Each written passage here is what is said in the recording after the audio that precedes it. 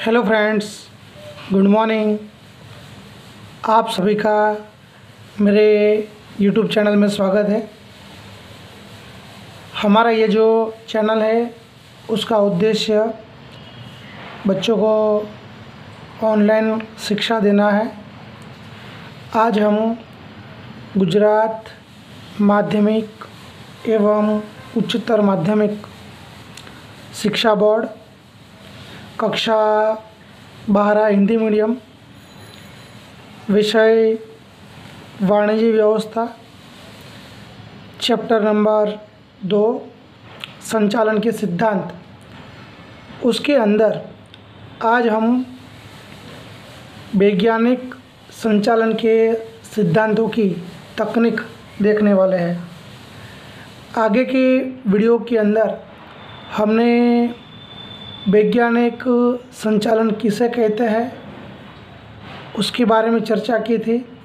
वैज्ञानिक संचालन के सिद्धांतों के बारे में, और फ्रेडरिक टेलर ने वैज्ञानिक संचालन के बारे में उन्होंने क्या कहा है, इन सब के बारे में हमने चर्चा की थी।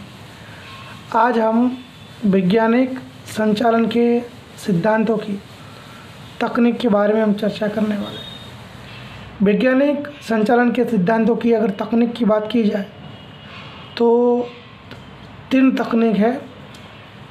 पहले का नाम है समय निरीक्षण, दूसरे का नाम है गति निरीक्षण, तीसरे का नाम है भिन्न वेतन दर की पद्धति। अब हम सबसे पहले बात करते हैं समय निरीक्षण के बारे में। सबसे पहले समय निरीक्षण किसे कहते हैं वो हमें पता होना चाहिए। तो हम समय निरीक्षण का अर्थ जानने का प्रयत्न करेंगे, देखते हैं उसके बारे में। किसी भी कार्य के भाग को पूर्ण करने के लिए जितना समय लगता है उस संबंध में वैज्ञानिक रूप से किया जाने वाला अध्ययन अर्थात समय निरीक्षण। तो दोस्तों, कहने का मतलब कि कोई भी कार्य का जो भाग होता है उस भाग को पूर्ण करने के लिए जितना समय लगता है उसका वैज्ञानिक रूप से किया जाने वाला अध्ययन हम उसे समय निरीक्षण के नाम से जानते हैं। समय निरीक्षण का जो कार्य है वो कार्य करने के लिए सामान्य स्थिति के अंदर जो समय निश्चित किया जाता है उस समय को प्रमाण समय कहा जाता है। तो यहाँ पे प्रमाण समय किसे कहते हैं वो भी हमें पता होना चाहिए। हम दोबारा प्रमाण समय की बात करते हैं। समय निरीक्षण के कार्य को करने के लिए सामान्य स्थिति में जो एक समय निर्धारित किया जाता है उस समय को प्रमाण समय कहा जाता है। फ्रेडरिक टेलर के मतानुसार जो कार्य जिस समय में पूर्ण होना चाहिए उसका हमें सावधानीपूर्वक अध्ययन करना चाहिए, जिसे हम समय निरीक्षण के नाम से जानते हैं। उत्पादन के साधनों का महत्तम उपयोग करने के लिए और समय पर हमारा जो लक्ष्यांक है उसे पूर्ण करने के लिए समय निरीक्षण बहुत ही ज़रूरी है।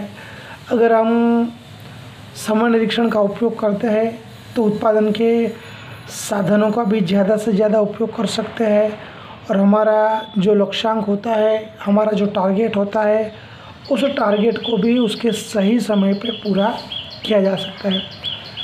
दूसरी जो तकनीक है जिसका नाम है गति निरीक्षण। तो हम सबसे पहले गति निरीक्षण किसे कहते हैं उसके बारे में जानने का प्रयत्न करेंगे। सबसे पहले हम गति निरीक्षण का अर्थ जानने का प्रयत्न करेंगे। गति निरीक्षण यानी अनावश्यक गलत दिशा में होने वाले अकार्यक्षम चेष्टाओं से उत्पन्न होने वाले दूर उपयोग को दूर करने की पद्धति। तो यहाँ पे हमें कहा गया है कि जो अनावश्यक दिशा के अंदर, गलत दिशा के अंदर बिन जरूरी चेष्टाओं से उत्पन्न होने वाला जो दुरुपयोग होता है, उस दुरुपयोग को दूर करने की जो पद्धति है, उस पद्धति को गति निरीक्षण कहा जाता है। कोई भी श्रमिक होता है, कार्य के समय के दरमियान जो चेष्टाएं करते हैं, जो क्रियाएं करते हैं, अगर हम उनका अध्ययन करें तो ऐसी अनावश्यक चेष्टाओं को हम दूर कर सकते हैं और जो भी कर्मचारी की या श्रमिक की जो थकान होती है उसे हम दूर कर सकते हैं और उसकी वजह से उत्पादन में भी बढ़ोतरी हो सकती है। तो गति निरीक्षण का जो उद्देश्य है वो उद्देश्य इकाई में होने वाली जो अनावश्यक चेष्टाएं होती है, उन चेष्टाओं का अध्ययन कर उसे दूर करना है, ताकि औद्योगिक थकान को दूर किया जा सके, कर्मचारी की कार्यक्षमता में बढ़ोतरी कर उत्पादन में वृद्धि की जा सके। गति निरीक्षण का मुख्य उपयोग श्रम का जो दुरुपयोग होता है उस दुरुपयोग को दूर करना है, साथ में ही कर्मचारी की कार्यक्षमता में बढ़ोतरी कर उत्पादन में वृद्धि करना ही माना जाता है। तीसरी जो पद्धति है जिसका नाम है भिन्न वेतन दर की पद्धति। तो सबसे पहले भिन्न वेतन दर की पद्धति किसे कहते हैं उसके बारे में हम जानने का प्रयत्न करेंगे। तो हम सबसे पहले उसका अर्थ जानने का प्रयत्न करते हैं। श्रमिक को उनके कार्य के समय के आधार पर वेतन देने की पद्धति को भिन्न वेतन दर की पद्धति कहा जाता है। श्रमिक कितने समय तक कार्य करता है, उस समय के आधार पर श्रमिक को वेतन देने की पद्धति यानी भिन्न वेतन दर की पद्धति। उत्पादन में वृद्धि करने के लिए श्रमिक को प्रोत्साहन देने के लिए फ्रेडरिक टेलर ने भिन्न वेतन दर की पद्धति की सिफारिश की है। कारखाने में काम करने वाले प्रत्येक कर्मचारी की काम करने की जो क्षमता होती है वे हमें अलग अलग देखने को मिलती है। तो हमें इस वास्तविकता को ध्यान में रखकर कार्यक्षम कर्मचारी जो अधिक उत्पादन करते हैं, तो ऐसे कार्यक्षम कर्मचारियों को अधिक वेतन प्राप्त होना चाहिए। इसके अलावा जो कम कार्यक्षमता वाले कर्मचारी हैं, जो कम उत्पादन करते हैं, तो ऐसे कर्मचारियों को हमें कम वेतन देना चाहिए। तो यहाँ पे भिन्न वेतन दर की पद्धति के द्वारा फ्रेडरिक टेलर ने जो कार्यक्षम कर्मचारी है उसे ज़्यादा वेतन चुकाने की बात की है और जो बिन कार्यक्षम कर्मचारी है उसे कम वेतन देने की बात उन्होंने कही है।